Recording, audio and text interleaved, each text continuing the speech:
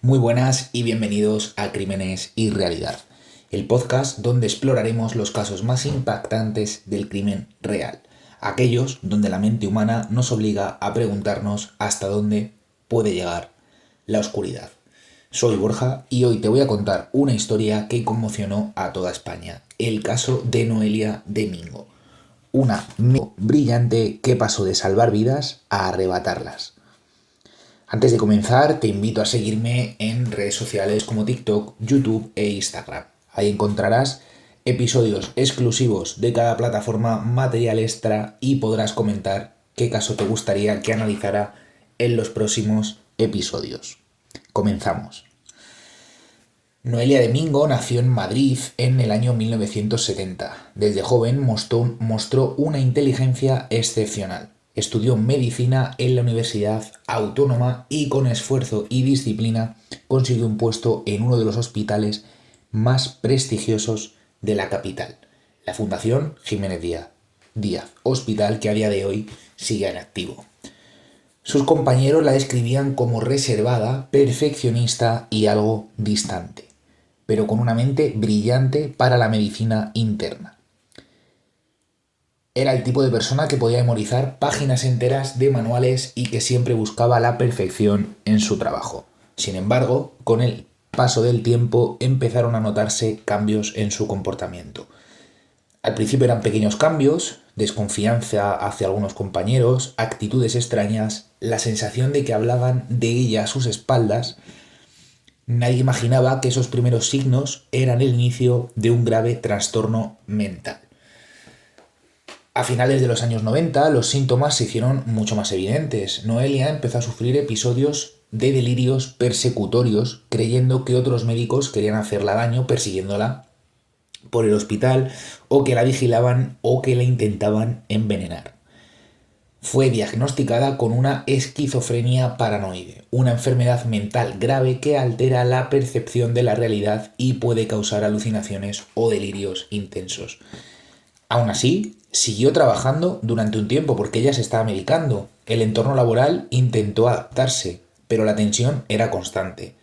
Sus superiores comenzaron a notar que su comportamiento era cada vez más raro, más errático, y que su estado psicológico se deterioraba rápidamente. También se mezclaba que no se tomaba la medicación.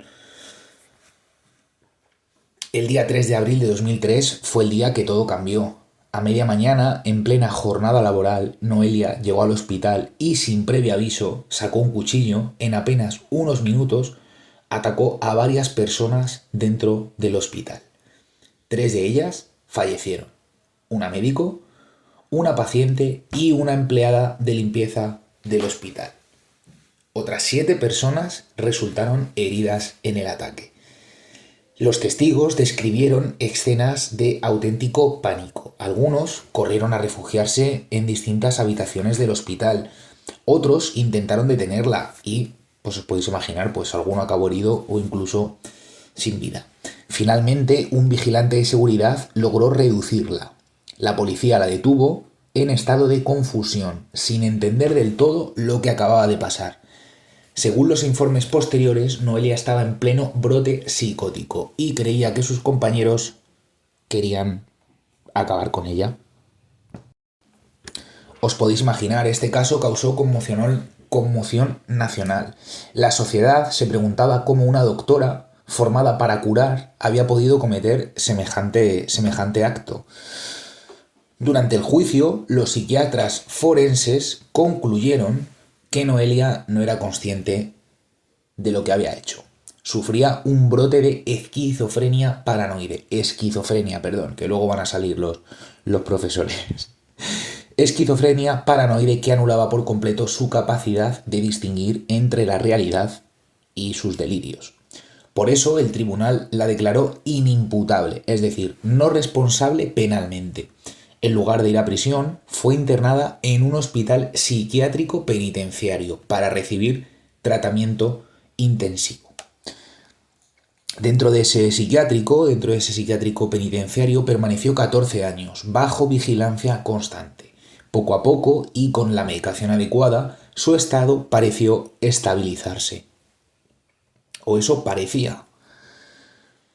En el año 2017, tras más de una década internada, la justicia permitió que Noelia regresara a vivir con su madre, en la localidad madrileña de El Molar. La decisión se tomó después de que varios informes médicos indicaran que estaba controlada y que podía llevar una vida medio normal, siempre que siguiera el tratamiento y las revisiones psiquiátricas periódicas. Durante un tiempo, todo parecía ir bien. Vivía discretamente, sin llamar la atención, pero la calma no duró demasiado. En septiembre del año 2021, la historia volvió a repetirse. Una mañana, Noelia sufrió un nuevo episodio psicótico. Armándose con otro cuchillo, atacó a 2 personas en su propio municipio. Una de ellas fue una dependienta de un supermercado que resultó gravemente herida. La Guardia Civil la redujo poco después, fue detenida y trasladada nuevamente a un centro psiquiátrico. Los médicos confirmaron que había vuelto a sufrir un brote agudo de su enfermedad. Esta vez la indignación pública fue enorme. Claro, ya 2 veces. Muchos se preguntaron si el sistema había fallado al permitir su libertad. ¿Era previsible que algo así volviera a ocurrir? ¿Se había vigilado de forma adecuada la evolución de esta persona? Todo eso os lo cuento en la segunda parte de este episodio, que es brutal. Brutal. Y pues nada, os sigo contando en la parte 2 de este capítulo. Ahora nos escuchamos, amigos.